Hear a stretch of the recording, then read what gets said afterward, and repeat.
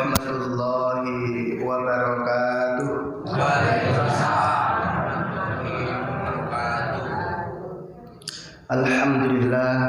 Alhamdulillahilladzi arsala rasulahu bil huda wa dinil haq liyudhhirahu 'alad dini kullihi wa kafa billahi syahida.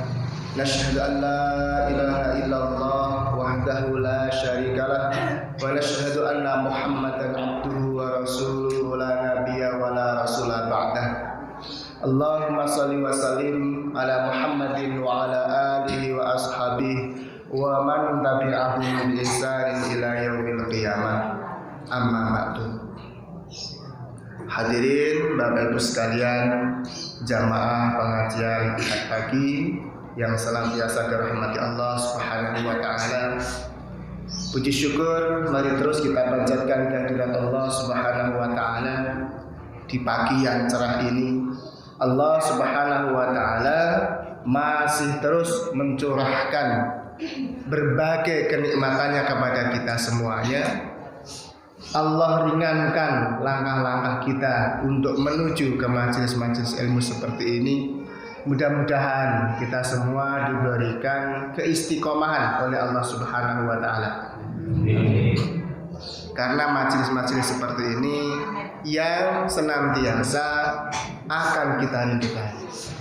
Yang kedua, salawat dan salam semoga tetap Allah limpah curahkan kepada uswatun hasanah kita, suri tauladan kita, yakni Rasulullah Muhammad sallallahu alaihi wasallam, kepada keluarga beliau, sahabat-sahabat beliau, dan orang-orang yang senantiasa istiqamah mengikuti ajaran beliau ini sampai hari kiamat kelak.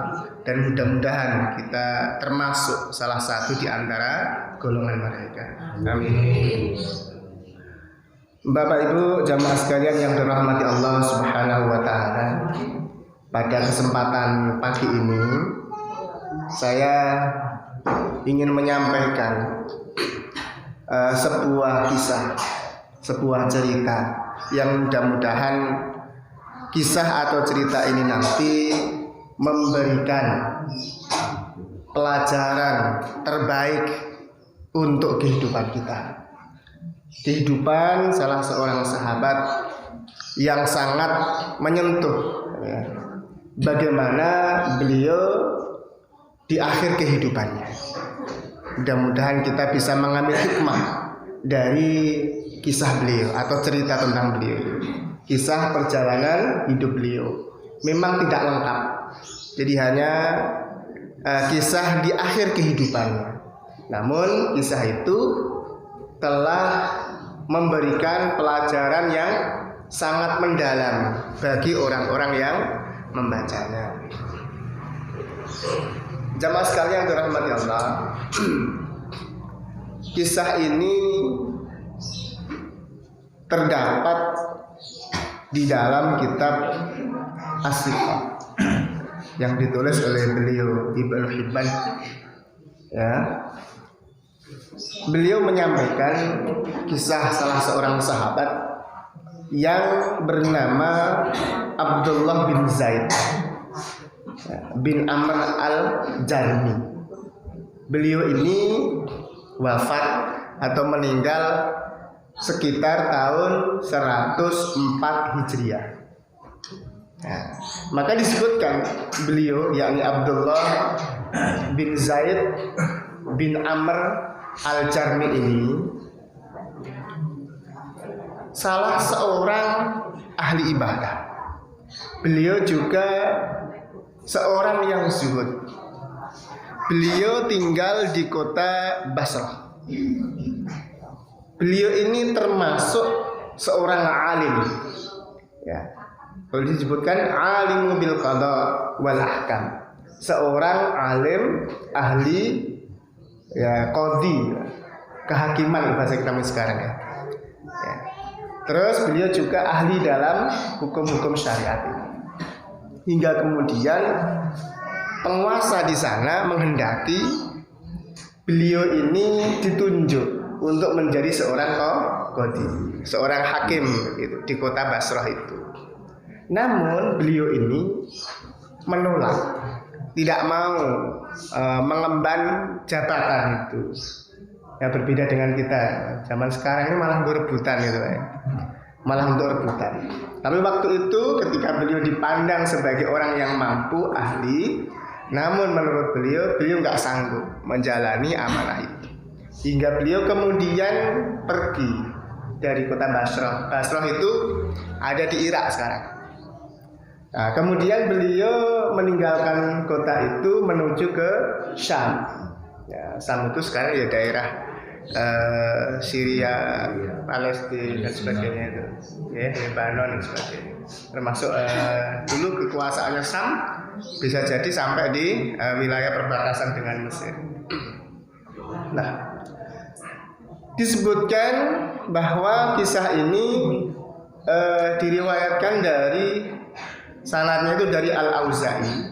Al-Auza'i ini beliau mendapatkan dari Abdullah bin Muhammad.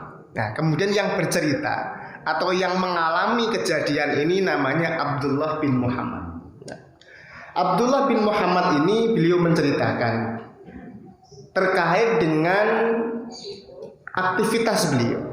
Beliau ini seorang mujahid. Jadi Abdullah bin Muhammad, beliau ini seorang mujahid. Nah, pada suatu ketika saat beliau ditugaskan untuk melakukan ribat.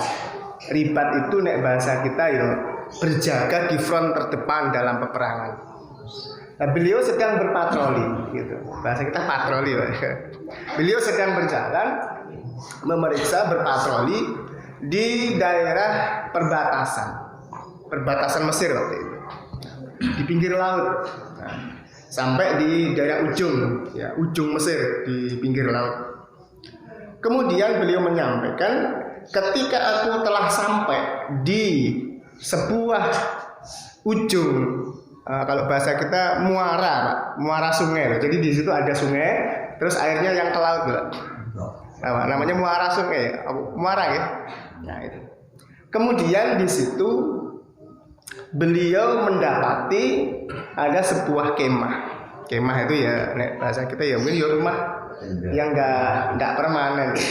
Nah, beliau mendapati sebuah rumah ketika beliau sampai di daerah itu. Kemudian beliau di situ mendapati ada seseorang yang menghuni rumah tersebut.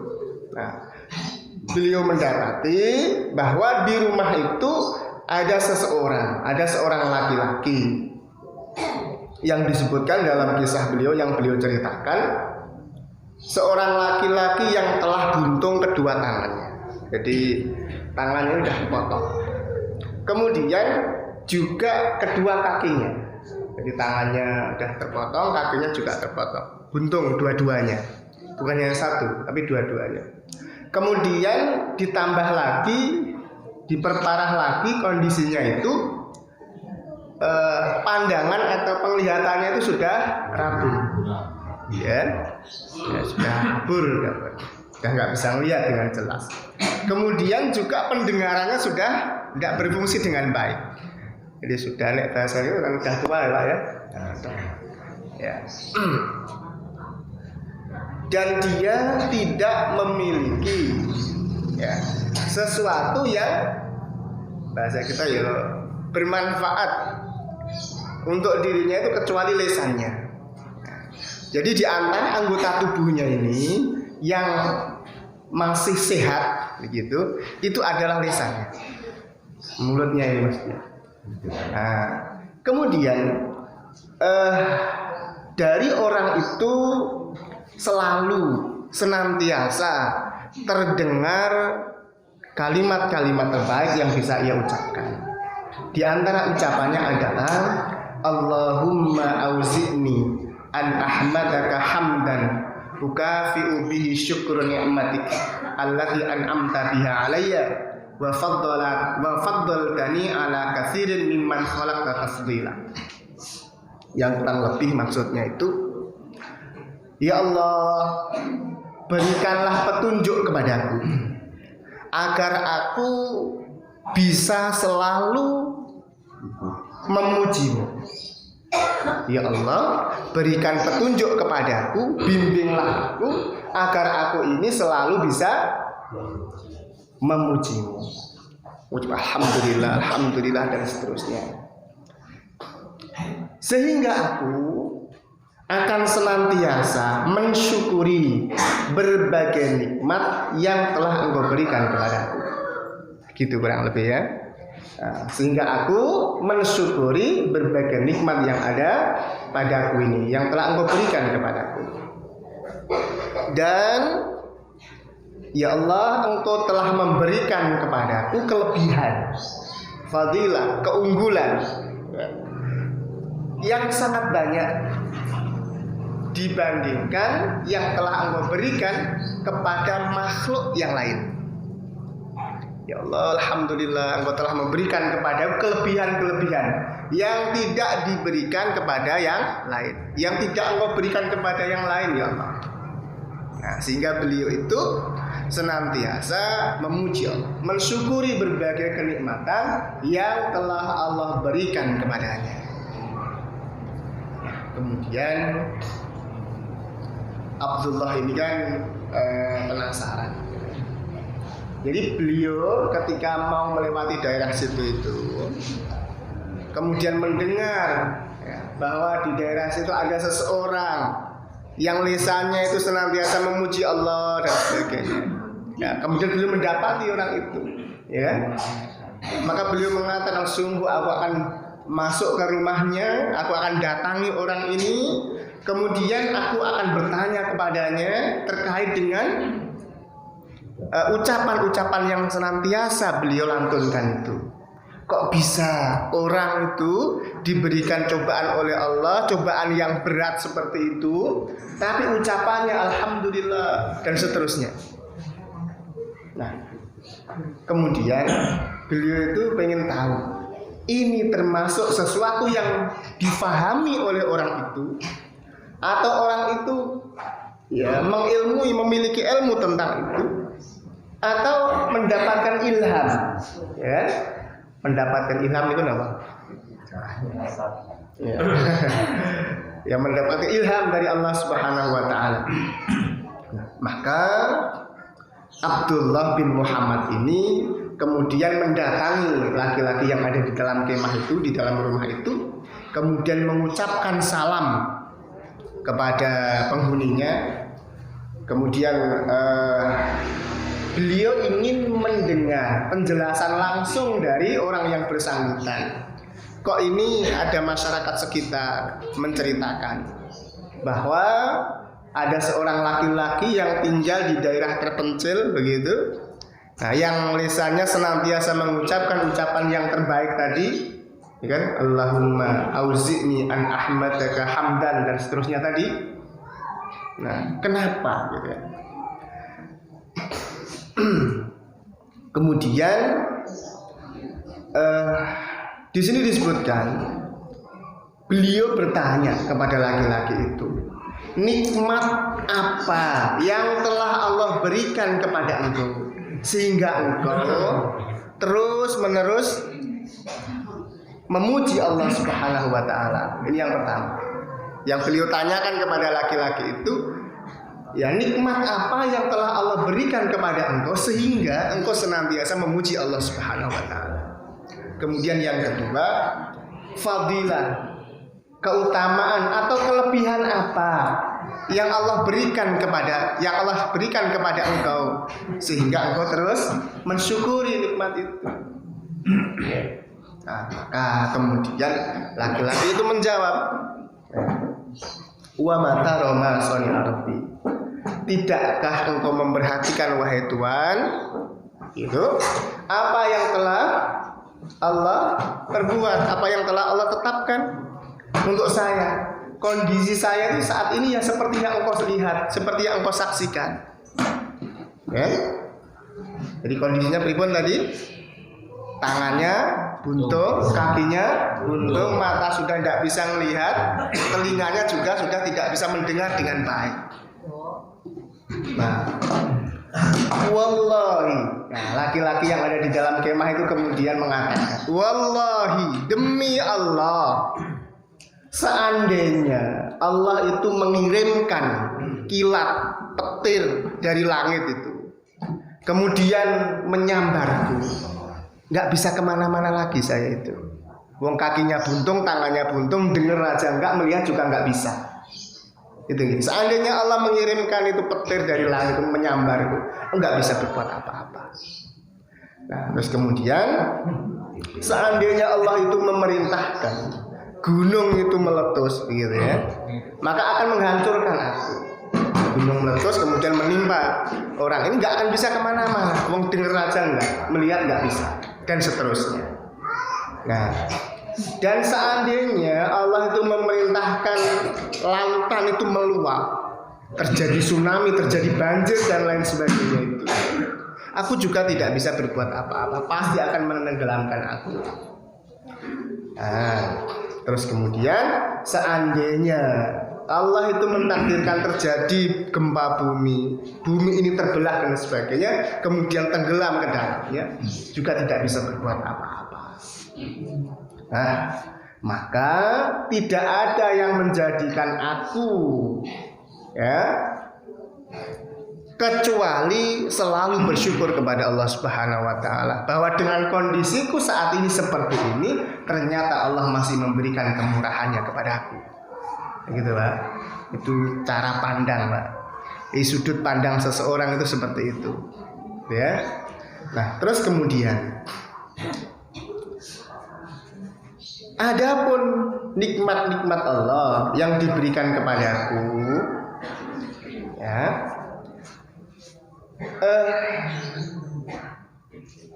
ketika lisanku mampu mengucapkan itu tadi, jadi fadilah yang beliau rasakan. Tadi kan ditanya dua hal, yang pertama tentang nikmat Allah yang diterima sehingga beliau senantiasa memuji Allah. Yang kedua, fadilah, keutamaan yang Allah berikan, ya, sehingga beliau senantiasa bersyukur. Itu apa? Ya. Allah masih memberikan kepada beliau, setelah kondisinya seperti itu disebutkan tadi, Allah masih memberikan kemurahan kepada beliau, kelebihan kepada beliau, lisannya itu masih bisa digunakan untuk senantiasa memuji Allah. Di saat atau di waktu yang lain, banyak orang yang bisa jadi ketika diberikan oleh Allah ujian seperti itu, yang ada adalah berkeluh kesah, yang ada bisa jadi malah mengingkari, gitu kan, kenikmatan yang telah Allah berikan. Ya, beliau ini diberikan lisan yang masih bisa mengucapkan alhamdulillah dan seterusnya itu. Maka beliau pergunakan itu. Nah, itu beliau merasa bahwa Allah masih memberikan banyak kelebihan kepadaku dibandingkan makhluk yang lain. Nek bahasanya kita kan wis patute, seandainya diberikan cobaan seperti itu terus kemudian seonone, nah, gitu kan. Nah, itu beliau tidak melakukan itu. Nah, terus kemudian beliau mengatakan, wahai hamba Allah, wahai Abdullah, ketika engkau datang kepadaku, nah itu, aku punya permintaan. Maukah engkau membantuku? Maukah engkau menolongku? Nah, terus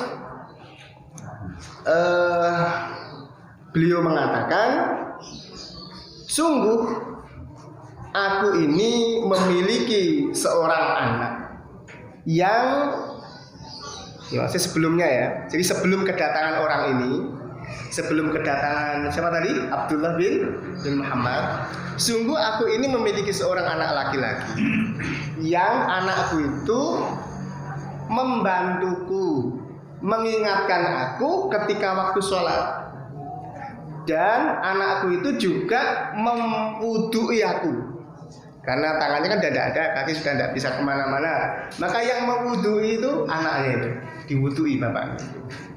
Terus kemudian ketika aku lapar, maka anakku ini yang menyuapi aku. Oke. Kemudian ketika aku haus, maka anakku ini yang memberikan minum kepadaku. Ya karena memang tangannya udah buntung Mbak, nggak bisa apa-apa. Gitu ya. Nah, namun sejak 3 hari yang lalu aku kehilangan anakku. Anakku itu kok nggak ada, gitu loh. Ya, sudah 3 hari ini, jadi kan sudah 3 hari tidak makan, ya kan? 3 hari tidak minum, 3 hari pilih sholat, gitu ya.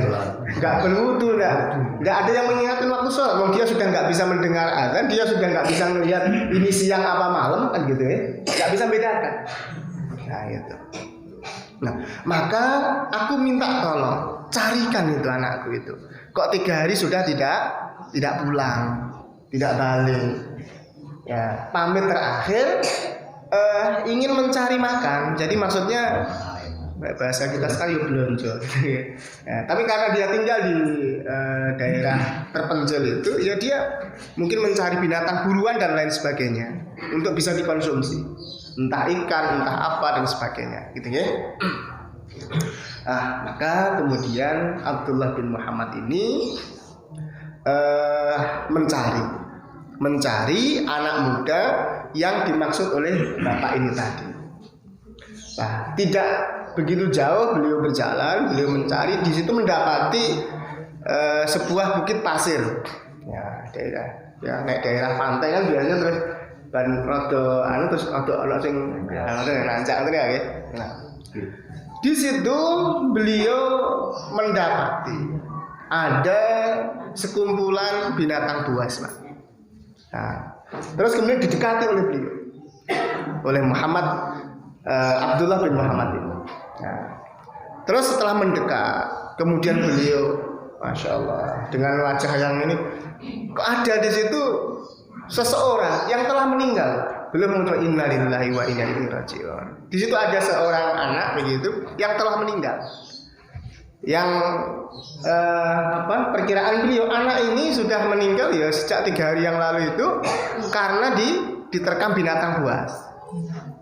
Nah, diterkam binatang buas nanti kan?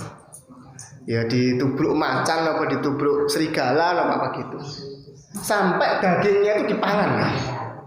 Jadi bocah ini dagingnya itu dipangan kali binatang buas itu.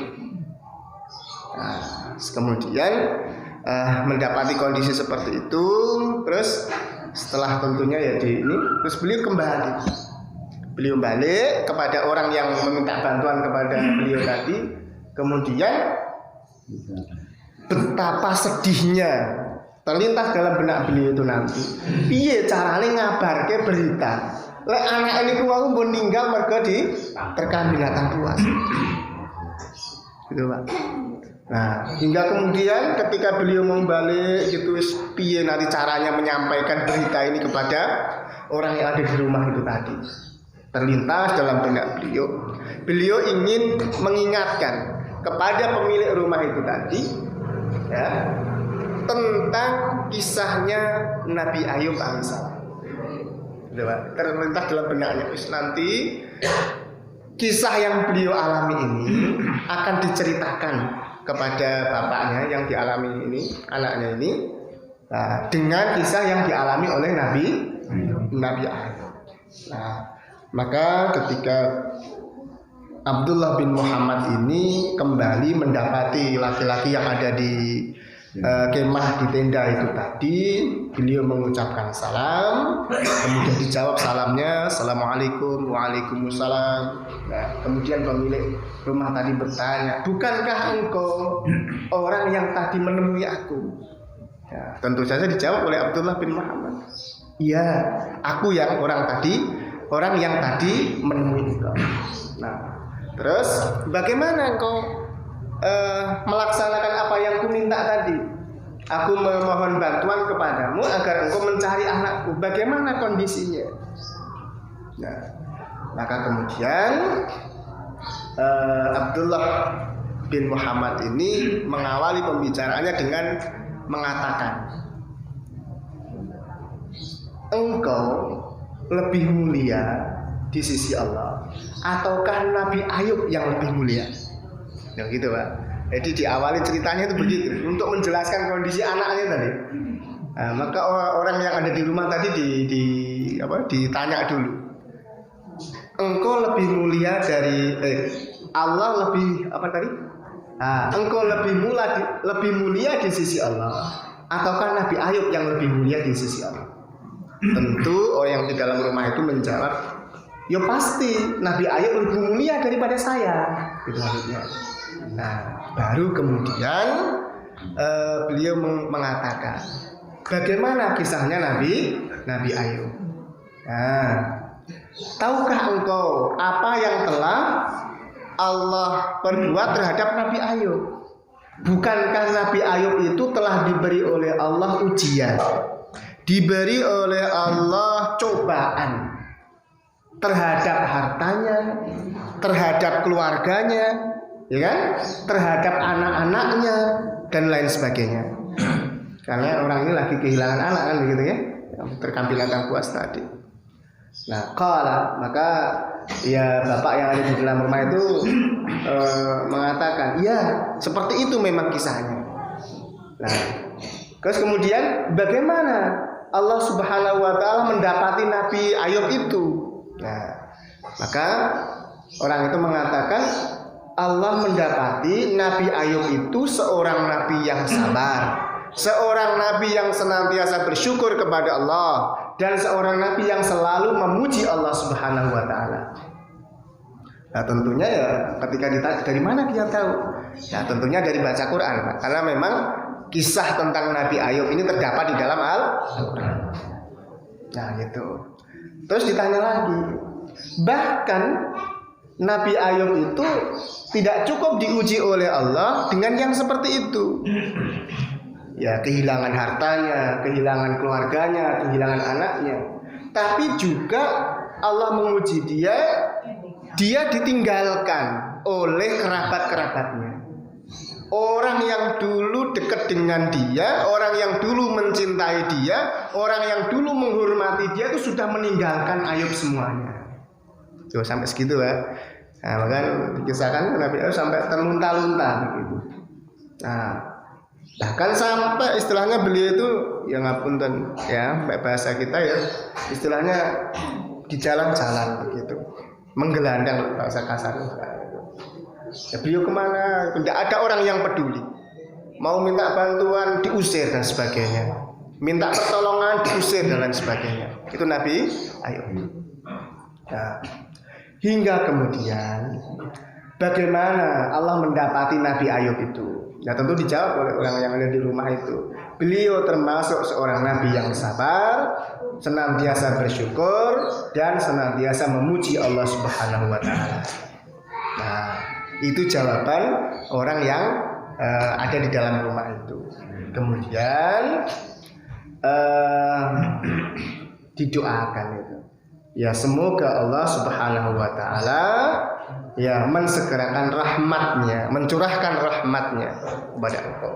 Ya, kemudian Abdullah bin Muhammad ini mengatakan, sesungguhnya anak yang engkau meminta bantuan kepadaku mencarinya itu tadi. Jadi anakmu yang katanya hilang 3 hari itu, setelah saya cari ternyata aku mendapati anakmu itu ada di antara 2 bukit pasir itu dalam keadaan sudah meninggal, diterkam oleh binatang buas. Maka apa yang dilakukan oleh bapak ini? Nah, kemudian mengatakan, ya istirja, innalillahi wa inna ilaihi rajiun. Setelah itu apa yang dikatakan? Alhamdulillahilladzi lam yakhluq min dzurriyyati khalqan ya'sihi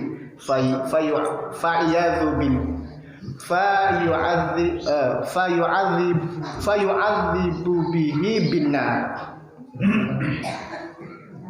Kemudian istarja'a wa syahiqa syahqatan famata. Kurang lebih maknanya itu, alhamdulillah, segala puji bagi Allah, ya kan, yang telah menciptakan anak turunku, ya, termasuk orang-orang yang tidak bermaksiat kepada Allah. Ya, kenapa? Karena kalau dia bermaksiat kepada Allah itu fayu'adzibu bihi binnar, maka akan diazab di neraka. Jadi bersyukur, Pak. Alhamdulillah Allah kok gak mentakdirkan anakku itu termasuk orang yang bermaksiat kepada Allah. Karena meninggalnya itu dalam keadaan untuk memenuhi kebutuhan bapaknya tadi yang gak bisa mencari makan dan sebagainya, tapi dalam perjalanannya kemudian diterkam sama binatang buas. Alhamdulillah anakku gak bermaksiat kepada Allah. Gitu, Pak. Walaupun meninggal anaknya itu. Dan fayu'adzibu bihi binnar. Kenapa? Karena kalau sampai dia bermaksiat kepada Allah itu nanti menyebabkan dia disiksa di neraka. Alhamdulillah anakku enggak seperti itu. Nah, kemudian bapaknya ini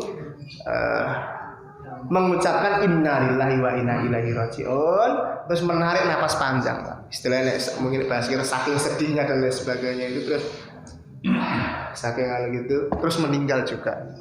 Kemudian meninggal bapaknya ini.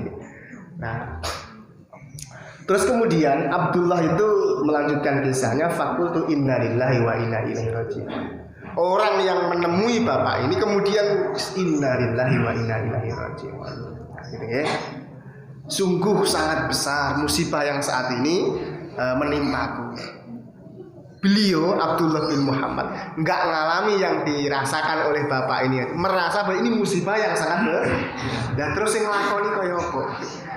Nah, sing menyaksikan kejadiannya aja merasa bahwa ini ujian yang sangat berat, ya, musibah yang sangat berat. Aku kudu piye kan begitu. Dalam keadaan seperti ini ada dua orang yang meninggal, ya, betapa sedihnya itu. Maka beliau menyampaikan, nggak mungkin aku akan meninggalkan laki-laki ini. Ya, tentu kalau aku tinggalkan maka akan bisa jadi mayat ini akan dimakan oleh binatang buas. Gitu lah. Nah, terus kemudian beliau nunggu di situ beberapa saat. Nah, beliau letakkan kepalanya pemilik rumah itu di pangkuannya. Beliau nangis di situ, ditunggui. Kemudian tiba-tiba ada 4 orang yang masuk ke dalam kemah itu. Kemudian bertanya kepada Abdullah bin Muhammad, bagaimana kisahnya, bagaimana ceritanya? Wahai Tuhan, apa yang telah engkau alami? Kenapa menangis? Dan begitu. Nah, dan seterusnya diceritakan oleh Abdullah bin Muhammad terkait dengan beliau ini siapa, tugasnya apa, terus kemudian orang yang meninggal ini siapa. Nah, gitu ya. Nah, terus kemudian setelah beliau bercerita ini, kemudian 4 orang yang baru datang tadi meminta kepada beliau, coba saya lihat ini siapa. Masya Allah. Nah, begitu 4 orang ini melihat kepada beliau, kemudian orang ini ikut duduk, Pak. Kemudian dicium keningnya itu, keningnya orang yang meninggal itu. Ya. Terus kemudian apa nih bahasa kita, Abdullah bin Muhammad itu kemudian bertanya kepada 4 orang ini, lah orang yang meninggal ini siapa? Kok betapa kalian itu sangat menghormati dia, gitu. Kok sangat takzim kepada orang ini, gitu. Sebenarnya orang ini siapa? Nah, maka kemudian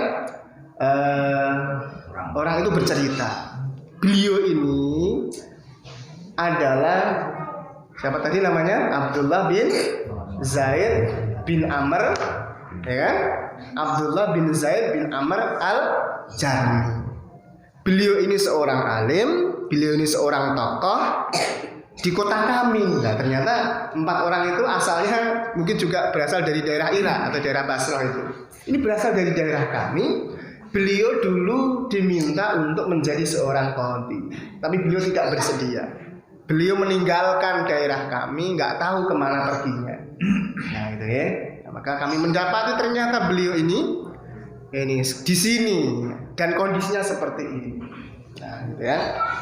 Nah, kemudian 4 orang itu mengatakan saking takzimnya itu karena matanya kan nggak bisa melihat yang sudah meninggal itu. Dialah seseorang yang matanya itu tidak pernah bermaksiat, melihat sesuatu yang diharamkan oleh Allah. Dan beliau termasuk seseorang yang badannya itu senantiasa bersujud kepada Allah Subhanahu wa taala di saat yang lain itu sedang tidur. Nah, itu. seorang yang ahli ibadah memang. Meskipun dalam kondisi seperti itu, beliau luar biasa di dalam ibadahnya kepada Allah Subhanahu wa taala. Maka kemudian Abu Kilabah Al-Jarmi ini atau Abdullah bin Zaid bin Amr Al-Jarmi ini dikafani, Pak. Dikafani dengan kain yang ada, terus kemudian dikuburkan. Nah, setelah itu Abdullah bin Muhammad juga melanjutkan tugasnya, karena memang tugasnya berpatroli ya. Nah, memeriksa daerah perbatasan itu. Nah, maka beliau menyampaikan Abdullah bin Muhammad ini, ketika aku melanjutkan perjalananku dalam ribat itu, kemudian aku capek, kemudian aku tertidur. Nah, kalau di sini bahasanya itu ya kemudian aku meletakkan kepalaku itu ya tidur itu. Nah, di dalam tidur itu aku melihat ya sebagaimana orang yang dilihat di dalam tidur, maksudnya bermimpi. Aku bermimpi, aku berada di sebuah taman, min riyadil jannah, dan aku melihat ada seseorang yang memakai dua pakaian dari pakaian-pakaian penduduk taman itu, penduduk surga itu. Taman ini ya taman surga begitu. Kemudian orang itu mengucapkan salamun alaikum bima sabartum. Orang itu membaca ayat ini, Pak. Dalam Al-Qur'an ini kan ada. Orang itu membaca ayat salamun alaikum bima sabartum fa ni'ma uqbadar. Ya, kan? Salamun alaikum bima sabartum fa ni'ma uqbadar. Terus diulang-ulang. Kemudian aku bertanya. Jadi Abdullah bin Muhammad ini kemudian bertanya, bukankah engkau orang yang tadi bertemu dengan aku? Karena belum lama, bahkan masih kenal, wajahnya masih teringat. Ini saya melihat kok beda gitu. Tangannya sudah utuh, Pak. Dalam pandangannya orang Abdullah bin Muhammad ini, tangannya utuh, kakinya utuh, dan orang itu bisa melihat, bisa mendengar, dan bisa mengucapkan suatu perkataan dengan fasih, ya. Nah, karena dia membaca ayat itu berulang-ulang terus. Salamun alaikum bima sabartum fa ni'ma uqbadar. Qala, laki-laki itu menjawab, bala, tentu, betul. Aku orang yang tadi engkau temui. Nah, terus kemudian Abdullah bertanya karena heran. Nah, tadi kondisinya kan berbeda dengan yang aku lihat saat ini. Apa yang terjadi? Anna laki hara. Kok kamu bisa mendapatkan seperti itu, bisa mengalami seperti itu? Apa yang terjadi? Nah, maka orang itu menjawab, inna lillahi darajatin la tunalu illa bisabri indal bala wa syukru inda raqa ma'a khasyatillahi azza wa jalla fi sirri wal alam.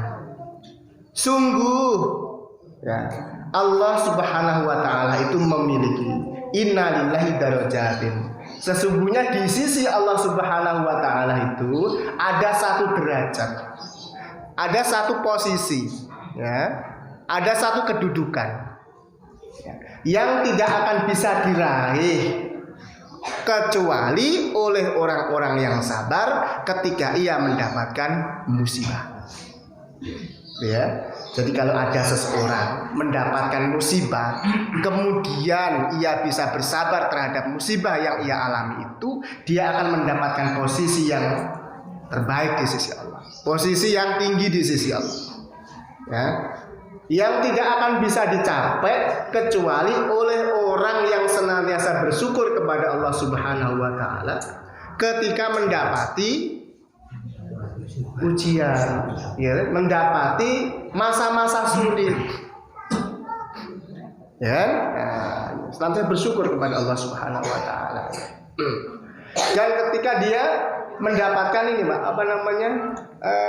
kelapangan, maka kondisi terbaik seseorang itu kan ada dua itu, Pak. Ketika ia mendapatkan musibah maka dia bersabar, ketika dia mendapatkan kenikmatan maka dia bersyukur. Itu kan kondisi yang susah. Maka ini Kalau ada seseorang diberi oleh Allah musibah, dia bisa bersabar. Dan ketika seseorang diberi oleh Allah kelonggaran, dia senantiasa bersyukur, gitu ya. Nah, dan dia juga senantiasa memiliki rasa takut kepada Allah Subhanahu wa taala, baik di saat sendirian maupun di saat banyak orang. Gitu, Pak. Ini satu kondisi, suatu posisi yang tinggi di sisi Allah, yang hanya akan diberikan kepada 3 golongan orang itu. Ya, dia yang bersabar ketika mendapatkan musibah, dia yang senantiasa bersyukur ketika mendapatkan kenikmatan itu, dan kemudian ketika dia senantiasa takut kepada Allah, baik di saat sendirian maupun di saat banyak orang. Itulah. Nah, Bapak Ibu sekalian, jamaah yang dirahmati Allah Subhanahu wa taala, tepat kurang lebih 1 jam. Betapa kisah ini kalau kita renungkan, ya kita kan, adakah di antara kita ini yang mengalami cobaan seberat yang dialami oleh beliau ini? Seperberapanya kira-kira kalau toh mengalami kejadian yang berat itu, ya kan? Meskipun kita ini sudah sepuh, sudah tua, gitu kan, tidak seberat itu penderitaannya, cobaannya nggak seberat itu, gitu ya. Dengan bahasa kita, ya istilahnya apa nih? Abot ya abot. Tapi jangan sampai ya cobaan yang berat itu menjadikan kita kufur terhadap nikmat yang telah Allah berikan. Apalagi sampai menukar keyakinannya, berpindah keyakinan, berpindah agama gara-gara nggak terima dengan ujian yang Allah berikan itu. Kan ada Pak yang orang kayak gitu, hanya gara-gara nggak bisa makan beberapa hari saja, gitu ya. Nah, kemudian berganti keyakinannya karena ada orang yang memberi. Mungkin dia merasa bahwa Allah ini kok tidak adil, Allah ini nggak memberikan makan kepada saya dan seterusnya. Padahal ini tadi orang yang tidak punya apa-apa, tangannya sudah buntung kakinya, dan dia hanya bergantung kepada anaknya yang menyuapi dia, yang memberikan minum kepada dia, dan seterusnya. Ucapan-ucapannya luar biasa sekali. Gitu, tentu kita belum mengalami yang seberat itu. Maka kalau kita membaca kisah dari orang-orang yang beriman sebelum kita, jauh lebih berat daripada yang kita alami. Maka agar ini menjadi pelajaran untuk kita semuanya, bahwa iman itu sesuatu yang paling berharga yang kita miliki, yang akan menjadi penentu di akhir kehidupan kita, gitu ya. Yang menentukan kita ini surga atau neraka, termasuk disiksa atau tidak disiksa. Ini ya di akhir kehidupannya. Innal a'mal bil khawatim. Bahwa amalan seseorang itu ya dilihat di akhir kehidupannya itu. Nah itu ya, di akhir kehidupannya. Yang mudah-mudahan kita diberikan oleh Allah keistiqomahan, memegang iman kita ini sampai ajal menjemput kita. Kita menjadi hamba-hamba Allah yang senantiasa mensyukuri berbagai nikmat yang Allah berikan. Kita masih bisa melihat dengan jelas, kita masih bisa mendengar dengan jelas, kita bisa datang ke masjid, berjalan dengan sempurna. Nah, maka jangan kita tinggalkan ini. Ya. Karena kalau nanti Allah telah menguji kita dengan kondisi yang tidak kita inginkan, insya Allah akan tetap mendapatkan pahala. Ya. Orang yang sudah terbiasa berjalan dari rumahnya ke masjid itu, ya, itu sudah rutinitas dia lakukan tiap hari. Ketika suatu saat nanti berhalangan untuk melakukan itu, entah karena penyakit atau entah karena bahasa kita itu pikun dan lain sebagainya, karena sudah tua, insya Allah akan terus mendapatkan pahala itu. Ini sholat yang kita lakukan juga begitu, pengajian yang kita ikuti juga begitu. Nah, tapi kalau sebelumnya nggak melakukan rutinitas itu, ya nggak dapat apa-apa. Nah, kalau toh misalnya orang itu sampai merasa bertaubat, ya maka pahala niatnya itu tadi bertaubat itu pengen ini dapat itu. Tapi orang ini karena sudah terbiasa itu, kan ada kerinduan, ya kan? Jadi yang tadinya terbiasa sholat, kok kemudian nggak iso sholat, ini kan nanti terus, ya Allah, kan gitu kan? biasanya bisa sholat kok saiki ora iso. Ada kerinduan ingin melakukan itu tadi, ya, dan seterusnya. Nah, maka ketika Allah Subhanahu wa taala masih memberikan kesempatan kepada kita ini, ya jangan disia-siakan. Nah, terutama kita ini kan ya memang terbatas waktunya. Nah, sekalian, ya mudah-mudahan ini memberikan manfaat untuk kita semuanya, bermanfaat untuk saya pribadi dan juga panjenengan semuanya. Ya, marilah kita tutup kajian pagi ini dengan membaca